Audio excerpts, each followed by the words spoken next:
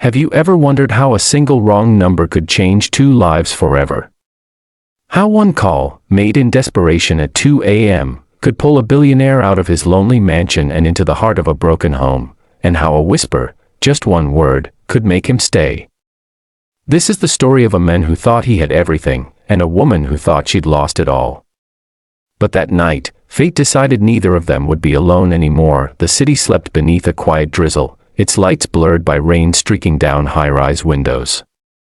In one of those towers, the tallest in the skyline, sat Alexander Grayson, a man whose name was synonymous with success.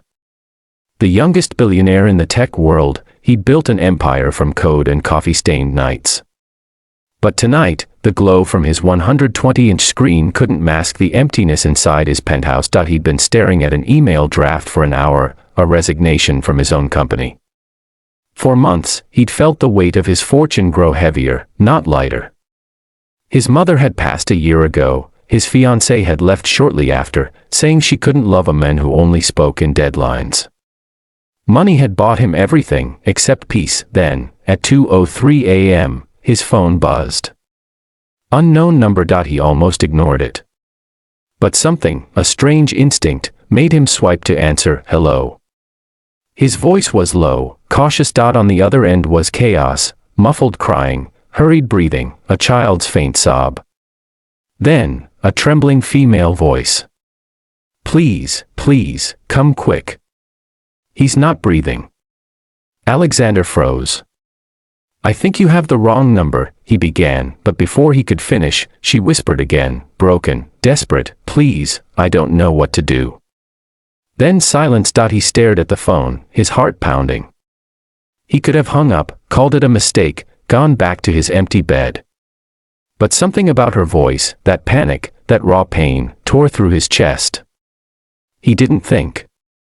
He just grabbed his coat, keys, and headed out. The address had popped up on his screen before the call ended. A small house on the outskirts of the city, the kind of neighborhood he'd never stepped into since he was a teenager. When he arrived, headlights cutting through the rain, he found the house with a porch light flickering weakly.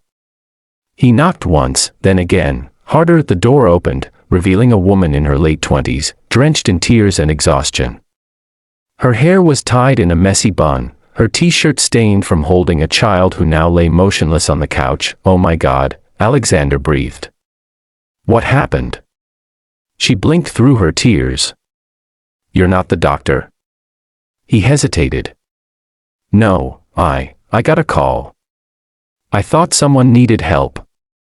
Her lips trembled. I called the emergency line. I must have misdialed. I'm so sorry, please, he's not breathing. Without thinking, Alexander rushed forward. He didn't know CPR, but instinct and panic took over. He tilted the boy's chin, pressed down on his small chest. Come on, buddy, come on, he muttered, counting compressions. The seconds stretched into forever, and then, a gasp. The little boy coughed, sputtered, began crying weakly. The woman dropped beside him, clutching her son. Oh my God, thank you, Alexander leaned back, breathless. His shirt clung to his skin, heart pounding louder than the thunder outside. When the paramedics finally arrived, the woman barely noticed them. She just kept whispering, rocking her child. When they took the boy to the ambulance, she turned to Alexander, voice breaking, I didn't even know your name. Alexander, he said softly. Alexander Grayson. Her eyes widened. The billionaire? He gave a weak smile. Just a guy who answered the wrong call. As the ambulance lights faded into the rain, she stood there, trembling. I'm Grace, she whispered. And that was my son, Noah. He's all I have. Alexander nodded. You're not alone tonight, Grace. For the first time in months, he meant every word. I mean it. I have space, too much, actually. Noah can have his own room, his own yard. You both deserve better. Her eyes welled up. Alex, people like you don't end up with people like me. He shook his head. You called me at 2 a.m., Grace. You already changed my life. Let me change yours. Tears spilled down her cheeks. What if it doesn't work? He smiled faintly. Then we try again. She hesitated, then whispered the same word that had stopped him from walking away that first night, stay. And he did. In the months that followed, the mansion that once echoed with silence now filled with laughter, with the sound of a little boy racing down marble halls, with the smell of pancakes on Sundays, with music and warmth. Alexander still ran his company, but he wasn't chasing billions anymore, he was chasing joy. Grace opened a small bakery with his help, and Noah grew stronger, his laughter louder than ever. Sometimes, late at night, Grace would catch Alex staring at her and smile.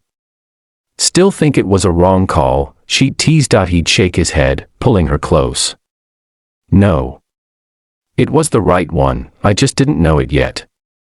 And somewhere between heartbreak and hope, between wealth and warmth, two souls who were never supposed to meet discovered that love doesn't come when it's planned, it comes when you answer, even to the wrong call. Sometimes fate doesn't knock, it dials the wrong number.